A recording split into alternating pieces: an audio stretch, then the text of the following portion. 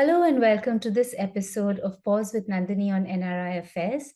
Today I have Meenakshi Ganguly with us. She is the Deputy Director of Human Rights Watch, Asia Division. She oversees the work in a number of countries in the region. She joined Human Rights Watch in 2004 and was formerly South Asia Director. Prior to joining Human Rights Watch, she served as a correspondent for Time magazine and before that worked with the Press Trust of India. She's published numerous articles on South Asia, including for the Washington Post, Foreign Affairs, Scroll Wire, Dhaka Tribune, and the Kathmandu Post, among others. Ganguly has a master's in sociology from the Delhi School of Economics. Very impressive work that you've done and very impressive work that you're doing now. Welcome to the show. Thank you so much, Nandini, for having me. Absolutely. And it was such a pleasure meeting you while you were in Australia recently. And we got such great conversations going just out of what you had shared. And just before I begin, I think that is really the objective of most of the work that we try to do, which is to foster conversation. And today, hopefully, we'll talk a lot about human rights, the engagement of civil society in that conversation, and how we see institutions and structures systemically either aiding or coming in the way of basic human rights for people. So we'll begin with a little bit about you. I know I gave a really brief introduction, but tell us a little bit about the work that Human Rights Watch is doing and your role in it. Thank you so much, Nandini. So for those that don't know, Human Rights Watch is an international rights organization. We work in over 100 countries. We work both in geographic terms and in thematic terms. So, all of us are based out of particular continents. We have Asia and Europe and Americas and so on, Africa and so on. But we also work on specific issues. So for child rights and women's rights, environmental rights, social justice rights. So basically, we just try and square that so that we are able to focus on specific rights-based issues in collaboration with our colleagues who are experts in their fields. So that is roughly the way that we do. I am a deputy director in the Asia division. And so I work mostly on South Asia, but I also work on other places like Indonesia or Japan and so on. All right, lovely to hear that. What brought you to Australia?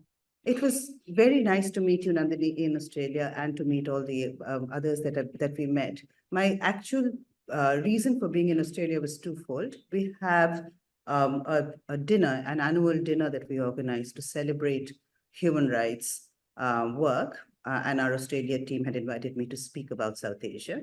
I was also very keen to meet with the communities in Australia. So while I was there, I met with the South Asia community, both in Sydney and in Melbourne. And it was really inspiring to meet with people who still care about things back home, even though they have fairly rich lives in Australia. So it was really good to have those conversations. And I do congratulate you, Nandini, and Deepak and others who are fostering these conversations. Because South Asians are, as you know, quite bound by their families. So they often have very strong ties to their home countries. So it is good to have these conversations and have them care about what was going on back in their countries of origin. No, absolutely. And that's part of the challenge, but it's also very rewarding to be connected in that way and care deeply about things. I wanted to ask you, in India, of course, there's been progress. There's been a lot of things that have changed in maybe health and in education and in basic sanitation, perhaps in some areas. However, it's undeniable that the challenges are enormous and the areas that need focus are enormous. In recent times, there has been a lot of focus on human rights in India and human rights violations in India, whether it be incarceration, whether it be, overstepping the boundaries of fair and just jurisdiction when it comes to either police or whether it comes to any law enforcement. So these things tend to, of course, make their way now into international media as well. And what happens in India rarely stays in India. And I think there's a positive and maybe not so positive aspect of that as well when it comes to the powers that be. But I'd love to know what you consider the pressing human rights issues in India at the moment, and what are some of the things that that are particularly of concern to Human Rights Watch? Thank you so much. I will speak a little bit about my trip in Australia, just because I met a range of people from India. And there were two kinds of things that we heard, right? One is an extreme pride in India now. There is a sense of identity and a sense that India is no longer considered a sort of poor country where there are often they said that Indians are welcome as migrants because they often have strong skills, they have language skills. So that sense of respect that they get in the countries that they adopt was quite palpable. The other thing was a sense of loss in a country that most of us have grown up in. The fact that there is just so much hate, particularly, I mean, you see it a lot, for instance, online. People who are just sitting there and they, because there is no time to even pause. They just spew hate. Of course, there are also people who are paid to do this, but I'm not even speaking about them because they're sort of picking their livelihood, I guess. But for the others who just spew this kind of venom and hate and distrust, and that is also translating into, India's in the middle of elections right now. So it's translating into political discourse during the election campaign. And that sense of loss of an India that was celebrated for its diversity, celebrated for its welcomeness, celebrated for its spiritualism, because it was so diverse, So that has, I think, felt a lot of people remarked upon the loss of that in India as well. So in terms of human rights, I guess we would frame it in not in emotional terms, but in sort of human rights law terms. And in what we would like to acknowledge is that India is still a very young country. It became independent in 1947, and it inherited a very large population. So there was always the challenge, whether India could even vote, whether Indians even had the capacity to vote, or India had the capacity to feed itself or remain a united structure. Those were questions that were being asked at that time. And all of that has come true. India has survived as of now as a united set of and diverse set of federal areas, federally governed areas. We speak different languages. We have different food habits. All of that has still survived. In terms of elections, however problematic we might consider Indian democracy to be, the fact that as electorally it has had elections. And most importantly is the level of development that has come from the time when people used to die of famine. I mean, you and I are both from Bengal. We both grew up hearing about the Bengal famine.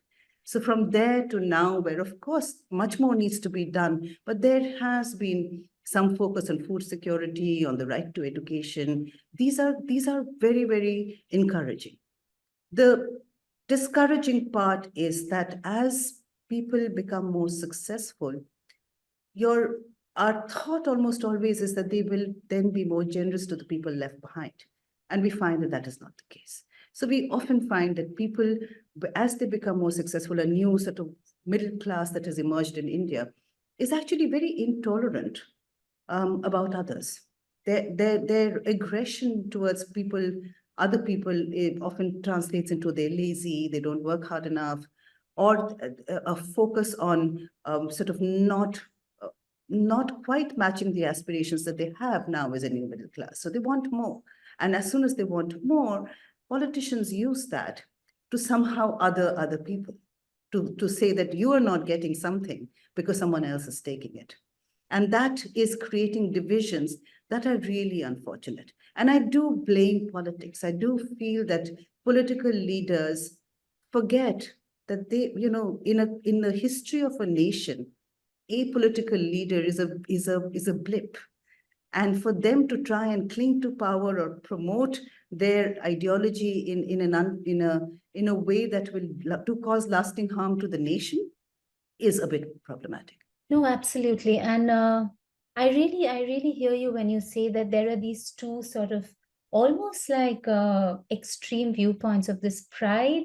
And then there is also this despair. And we speak in Australia, we speak to people from many communities and, faith groups. And there is that sense of heaviness, especially for people of a particular generation who have a different, perhaps idealized version of India, where people went got along and we had neighbors and we celebrated different festivals together and different occasions just as one people. And that sense of loss, for that, I don't know, I don't really have answers for that, but I do know that there are people extremely concerned and they're working and they're trying to do things in community, build peace movements, build solidarity movements. And I think more and more those things will become important as we go along. I do know that there is intersectionality, right, between issues. And you did speak about women's rights and, education and children. So in India particularly, there is the other sort of layer of caste, right? And that we haven't really perhaps addressed head on in many spaces that traditionally talk of these other issues, but we don't necessarily address caste as something that has led to a large population being left behind in certain aspects, right? And the intersectionality of that with poverty, with lack of access, with education, with opportunities.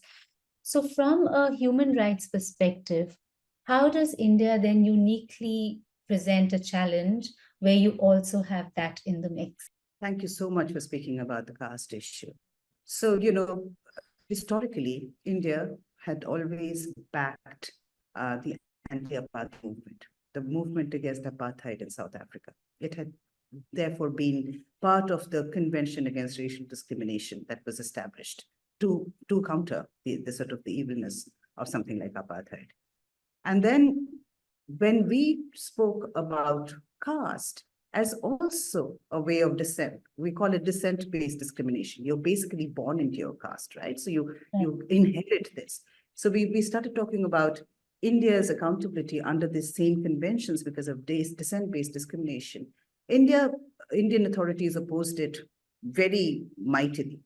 And it's dissent-based. So dissent, what you dissent from. Dissent as in, Dissent as in descending from. So something that you inherit. Hierarchical inheritance. Hierarchy, which is what? Caste hierarchy is you inherit, you're born into your caste. As much as you have, so that is, and so because the Indian government was very, very upset about this, as opposed to and they kept talking about one of the things that exists in the Indian Constitution, which is an end to untouchability, the prevention of atrocities. There are fairly good legislation that was adopted quite early in India's history to try and combat this kind of abuses based on caste and also against indigenous communities, tribal communities, as we call them in India. But those laws have not quite translated into actual change, right? So we find this, for instance, in the work that we do on caste rights, on Dalit rights. One of the most common things that happens is a Dalit faces an atrocity. Someone is murdered, someone's raped, and it's really awful human rights abuses that Dalit community faces. They go to a police station. And this is, I've actually documented these cases. They go to a police station because they're Dalit. They're made to squat outside the police station. The perpetrator, however, is brought into the inspector's room and given a cup of tea. Now, just the fact of this, the way that even before the justice process begins, there is discrimination, then how do we believe that there will be a response that will ensure justice So these laws can exist, but it will not deliver. And we have also seen, again, something that I spoke of briefly earlier, which was that the rise of wealth in India, has also made people less sympathetic to this. So we find much more sort of aggression towards what they call quotas, right? Quotas Yes. for in educational institutions and jobs. There's the pushback against those. Unfortunately, which is not recognizing the centuries of abuse and marginalization that has occurred because of caste and because of or against Adivasi communities. So this is work that needs to be done, and yet often is framed only in terms of voting. Who will the Dalits vote for?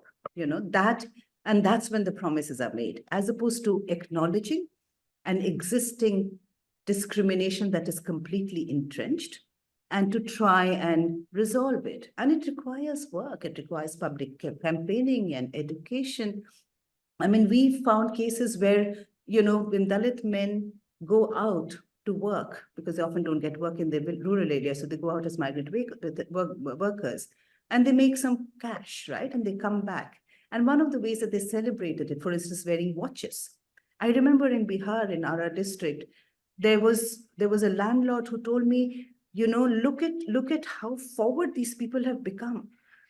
First they would not even lift their eyes when I walked past, and now they're wearing watches. And then the rage and the anger and the punishing, this has to change only through education, through public education campaigns. And we don't see enough of that. We don't see enough to end the atrocities, that is the caste-based discrimination or against Adivasis. We haven't seen enough work being done. And one of the things, no, thank you for that. It's very insightful. One of the things that we have been speaking about at NRI Affairs as well, and in all our circles recently, is that the onus has always now, even in academia and in literary spaces and poets and all of that, it's about making space for Dalit voices, making space. But there is very little inward looking, and there's very little beyond tokenism in actually recognizing the frameworks and the structural sort of things that have existed that have enabled a huge lot of us, me included, to benefit from these generations of oppression. And it's almost like we say domestic violence, for instance, largely perpetuated against women, is actually a men's issue, right? Because we need to, the education needs to happen there, the change in the modification in behavior and thought needs to happen there. And clearly there's not enough work being done in the so-called upper castes to change the mindset to really create an equitable society and truly a sort of representative society. And I talk about this a little bit in my work as well, about empowered representation. I mean, there's no point having one person on stage to represent a community when they have no actual power. And speaking again, we kind of having a conversation in a roundabout way, but speaking of power, right? A lot of things that we're seeing in the world today, in terms of the person who holds the power is holding the narrative, right? And the person, organization, country with power is writing the narrative and is holding the narrative. But the brunt of it, the brunt of conflict, the brunt of violence is felt by common people, right? It's not felt largely by people who hold power. So in this very skewed dynamic where the consequences are largely felt in a majority population, but the decisions and power is held in a tiny minority. How does human rights actually, like you said, the laws are there, the frameworks are there, nothing is really changing significantly on the ground. How do we address human rights in this structurally skewed sort of world? Well, I think that let us speak of this in a little bit with a little bit of optimism, because as you and I both know, coming from India, the privileges of birth that we have enjoyed because of our caste, because of the access to education, because of the family support that we have received. And unfortunately, it also created that elite, the sort of the dream of Indian nation building at that point of time was limited to an elite group of people who had the level of education and so on that, got them into civil services, got them into politics, got them into leadership roles. Some of the challenges that we're facing in India today, I spoke of the new middle class, is actually a fight for that. It is a fight against the privileged and the fact that they have too often been the ones that have prescribed behavior patterns, prescribed the way that we are going to run things. So even if we don't always agree with the lack of sort of humanity in the way that they respond, in the way that we find people are just so willing to overlook absolutely horrible human rights abuses. We also have to acknowledge that these are people that are also on a learning curve. They are for right now, their dislike is much more directed towards the elite that have held power for too long. And I suppose that is one of the things that that makes the Prime Minister so important, because he epitomizes the fact that you can come from a less economically sort of fortunate family and rise through the ranks, and it provides hope, and it is testimony to democracy. Our problem is that rise also occurred because of democracy. It occurred because there was a history of civil society movements, freedom to have political beliefs, to have, to freedom of speech and expression. Those were the things that benefited, this new leadership. So why are they cutting down on it? That's the challenge, right? The benefits that advantage them should also be the ones that they should share. And that is where I find it disappointing. That's what I was talking about, that I find it disappointing that the advantages that they enjoyed and which got them quite rightly to a position where they want to sort of do away with the entrenched power structure should also focus on the people that have not yet, had that fortune. So yes, but in terms of the representation question that you asked, I think that's a very significant question, because and this is not just in India or not only caste. It is something where we are finding that that's a shortcut people take on DEI issues, right? So there is a inclination towards tokenism as a way to solve the problem, but that doesn't work, because what happens is the person that is brought into that role still has to abide by the rules that are already established. So they cannot alone provide all the answers. And we've seen this repeatedly, right? And we've had just because we've had a woman prime minister, and so all of Asia has had women leaders. And we will all acknowledge that none of those women leaders did much for women, because they were still part of that system. So yeah.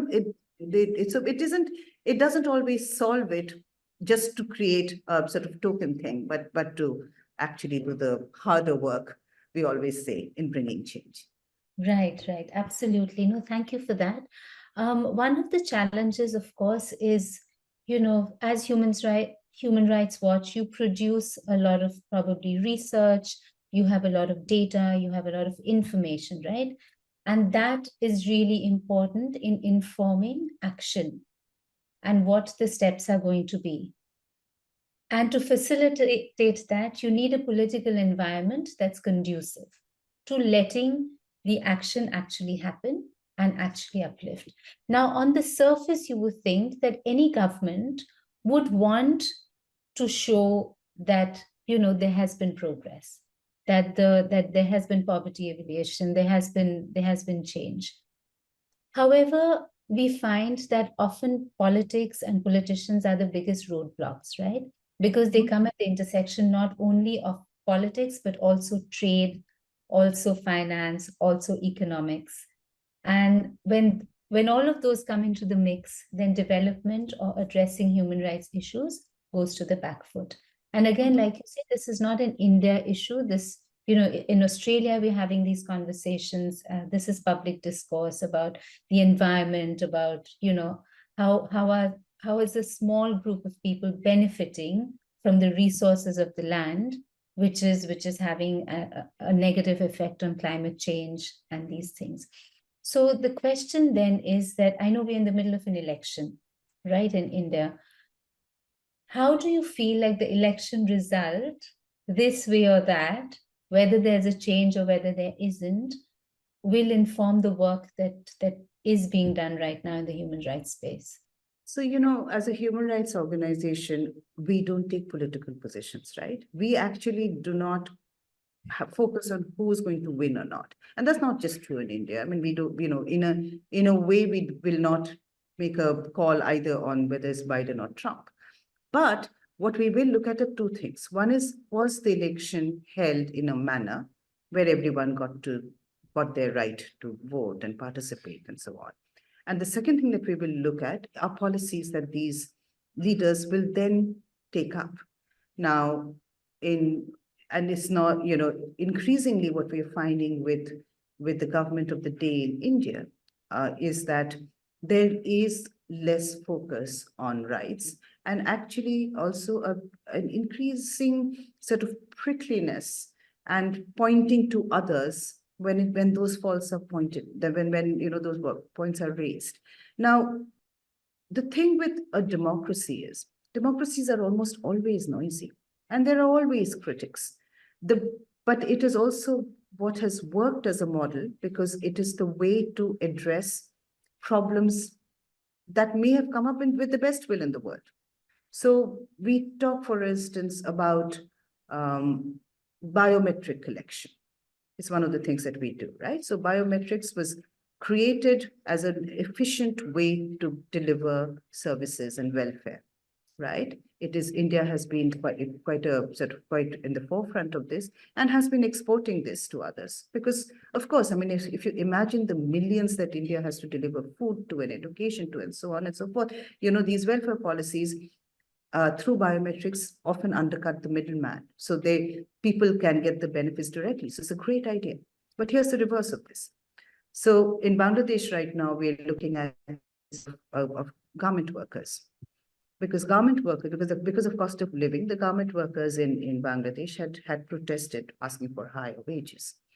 Some people then were identified and the cases were lodged against them. They were also identified by the factories. So a worker who was fired from the factory where she was employed, when she went to other factories to look for work, she was denied because her biometric data was available to all employers, and there was a note there to say, do not employ her. Right. So that's when it gets wrongfully used. Systems can close very quickly against a person. So therefore, what I'm saying is that, in all of this, we have to understand from the Indian government point of view that we want to tell them that this can happen, right? In India, this can happen. Biometrics can be, as much as you might wish it to do the good things and your intention was actually honorable, the bad can also happen. Now, in a proper democracy, a civil society engagement would happen, a conversation would happen, people would come up with solutions. That is how we make progress. But if a government is almost always resistant to any criticism, they believe that what they have done is the only way forward, then those conversations don't take place. So their own policies begin to hurt. So, which is why I know that often with political leaders, they hate that anything that they might have done be criticized. But it's not malified always. Politically, it might be malified, but civil society engagement is not malified. It is genuinely to try and do better for the people. And why shut them down? Why take away their funding? Why lock them up? Why are 30 human rights defenders in India in jail? This is not work that I've ever done in India. We do not, India doesn't lock up human rights activists. Other countries do. We work on those countries. Now I'm working on that in India. That is unfortunate. See, I'm convinced. Now you only have a very little task of convincing the powers and the powers that be. So this is an ongoing thing, and there's this constant struggle between abject despair and hope of a new day. So I suppose in our lifetime, this work will continue. I want to speak to you a little bit about youth movements across the world. We are seeing it now in America. We see them sporadically in India, although more and more protest as as a right is the space for that is really getting smaller and smaller. What do you think the role is in young people joining movements that sort of speak for human rights, for civil rights? And how do you think governments, by and large, that you have seen in your experience with work around the region, respond to that? Well, the young are often fearless and also tend to see things more clearly. You had spoken earlier about policies are driven by not just rights, but trade and so on and so forth, because obviously, the people weigh different things. But the young tend to see it only in a more clear right and wrong way. Mm. That's one. Two, the young are the ones that are invested. They are the ones who want to be, dealing with this world going forward. That is why you find the young much more interested in climate, because Yes. they are the ones who will be left with this mess that we have made. So I I often find it unfortunate that leaders forget their own histories. In the world history, student movements have often brought change, and they forget that own history, their own histories. And when we find a crackdown, as we are seeing in the US right now, what happens is that it enables other abusive governments also. So, what has happened is pretty quickly the Iranian officials began to start saying, see, when it comes to when it comes to protests, even the US, when they have to confront it, are abusive. Not, we're almost acknowledging that their own abuses occurred and were justified. So we need to be careful, and I think states need to be careful about these things. Yes. I remember after the terrible attack in Israel on October 7th, when Israel was preparing its response, the US president had said to the Israeli government, do not repeat the mistakes we made after 9/11. Do not launch into a sweeping war on terror, which will only lead to further abuses. The Israeli government, of course, did not heed that warning.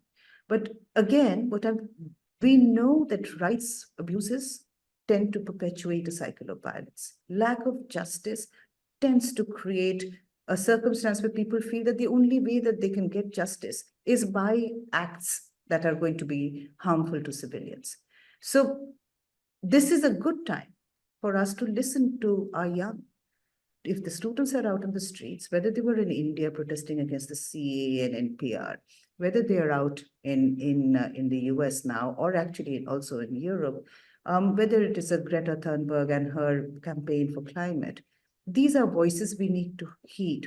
We cannot and should not be subduing them in the harsh manner that governments tend to use.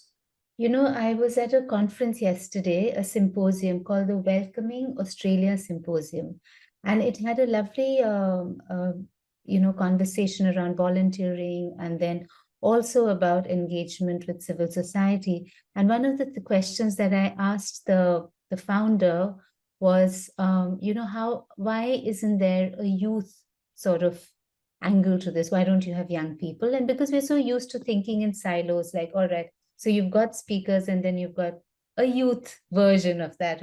And he actually said something interesting. He said, I had a lot of young people involved in this throughout, some were speakers, some were organizers, some were planners. And I didn't want to separate youth from everybody else because the idea is that their voice is as important and as relevant to the main table. They don't need to sit at a different table. Young people can have as much to say about aged care, for example, as a topic, but they will come to it from a very different perspective and a totally valid perspective. And I think that kind of, how some things just kind of make sense. And I thought that that's very interesting way to look at it, where, the young are not just seen as young, but as an essential and integral part of society. and their voice counts as much as anybody else, and turning that whole children should be seen and not heard completely on its head. So yes, I agree. We do need to integrate them more and listen to young people more. One of the other areas that since yesterday, since that conference was on my mind, is how the idea of volunteering has changed and how it needs to change. Because wherever there's human rights abuse, often we see as governments step in or they don't step in, civil society organizes itself and tries to step in. As we are seeing in Gaza, the horrific human rights abuses that are there for everybody to watch. It's live streamed on our phones. Equally, we are constantly being bombarded by small and large civil society groups volunteering, right? Someone's organizing food, someone's doing fundraising, someone's trying to mobilize funds to get somebody out for treatment. All of this is happening, and we saw it even during COVID, where a lot of volunteer groups suddenly sprang up and organized themselves in actually astonishing ways, considering that there was no central leadership. And this was really a network and the most democratic way of actually functioning. What are your thoughts about that as one of the perhaps tools that can help with human rights situations as they explode around the world? Because I work mostly on South Asia, right?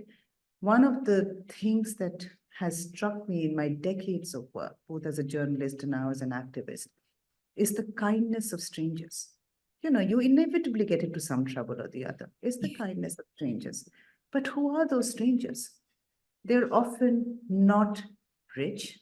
They're often, I've had places where people literally would have given me their last spoon of sugar because they wanted me to have the chai.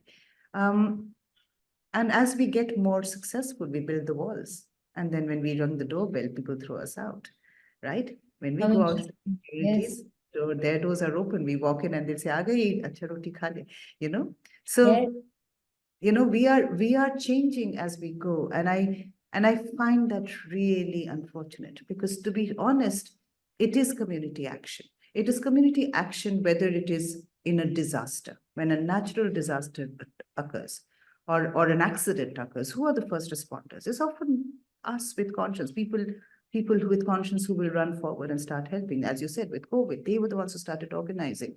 Churches, temples, they start organizing. Before states can even round up to respond, those are our first responders. And it's magical. It's wonderful to see that. And we rarely see it in the more developed countries. We only see it in countries like this in Asia or Africa. Now, that same community action also translates into political opinion.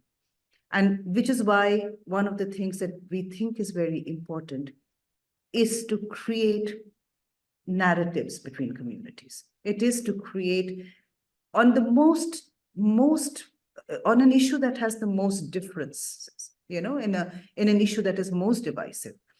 If the state's role restricts itself as a role to have conversations and not impose it or not take sides, not be biased, and not actually further divide people, that would create stronger communities. It would create civic society space. It will bring new leaders to the fore.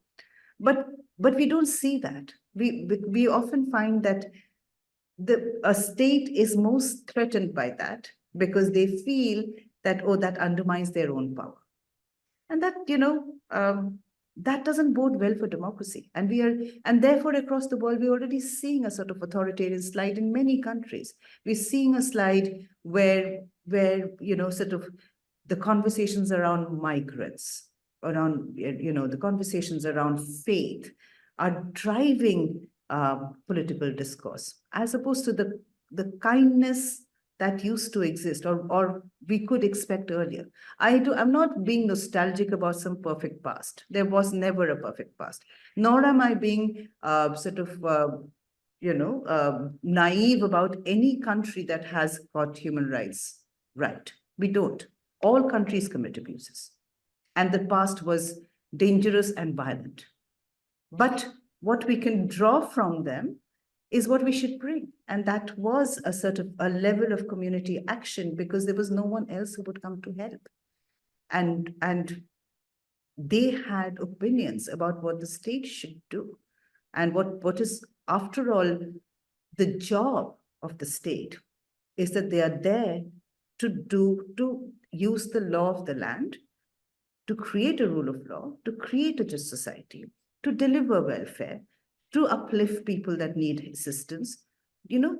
That's their role. They're not meant to become this sort of rulers of by decree, which unfortunately is where we are headed. Not just, not just in Asia. We see that happening in Europe. We're seeing that, God knows what will happen with in the US when the US elections happen. We're seeing that over and over in Africa. So it's sad. It is sad that the rights of the people to demand that the state just does its job to ensure that resources are equitably distributed, that there is social justice, is now being undermined so much. Lots to think about in what you said. You covered a lot of ground with that. The work you do, you encounter perhaps the depths of human possibility in cruelty, in evil, in the most depravity that human beings are capable of inflicting on other beings. And perhaps, like you said, the kindness of strangers. You have also seen the goodness of people and the goodness of humans to people who they can get nothing from, really. How do you keep yourself sort of centered and hopeful, perhaps? Because I don't know if this work is possible without hope. When you see the worst that human beings are capable of, but you also see the best, how do you sort of reconcile this? Nandini, you're an artist and a writer and a poet. I always look at societies and I think that even in their worst conditions, people produce art. From the time when they drew, animal figures in caves, people produce art. What is art? It reflects the beauty of people from within. People inherently like things of beauty. They like to be calm. They celebrate beauty, right? So yes, when there are challenges over resources, when there are challenges that when there is not enough to go around, and we are going to find more and more of that as the climate crisis develops, because of course we're going to run out of water, we're going to run out of clean air, and there will be these challenges. But inherently, if there is faith in justice, if there is faith in equity, there is faith that they are not going to be harmed to benefit somebody else, most people tend to sort of bend towards kindness. And that is literally what keeps me going, because people show kindness. I mean, even in the worst of times, it will be someone who will step forward to say, this is not correct. And I've seen that in mobs. When a mob gets violent, everyone's going crazy, there will still be one person who will say, nah, mat karo. And don't do that. Don't do that. But they will maybe be heard, may not be heard, we don't know. And of course, they're becoming less and less, because we are becoming a more fearful society. But we're becoming a more fearful society again, because we feel that retribution from the state is going to be too high. And it doesn't have to be that relationship. With civil society and the state, it does not have to be a relationship of combat. As with the state, if a state is willing to heed criticism, listen to criticism, take constructive criticism, argue and dismiss what they do not like, but do it in a peaceful manner, it will eventually mean good for everyone. And I would imagine that if you want to be in these roles, take these, what are our political leaders really is boiling in India? They're out there campaigning. There are, people out there, organizing these campaigns. There are people out there to listen to these leaders. In this heat, there is a shared dream. It shouldn't be driven by personal ambition. It should be a nation building. It should be that they care about the people. And I do hope that happens. And not just in India. I do hope that happens in the world. I find we're becoming angrier and angrier, and it doesn't help. Anger is not Anger, unless directed towards change and reform, is a wasted emotion. So it would be good to be creative. Lovely, love. That was such a lovely response, really. And I bet you have lots of war stories from the trenches, both from your time as a journalist and in the work that you've done. Perhaps sometime we can just have a session with you to learn about all your different experiences in your career, which has been so interesting. And thank you so much. Thank you. It's been such a pleasure to speak with you.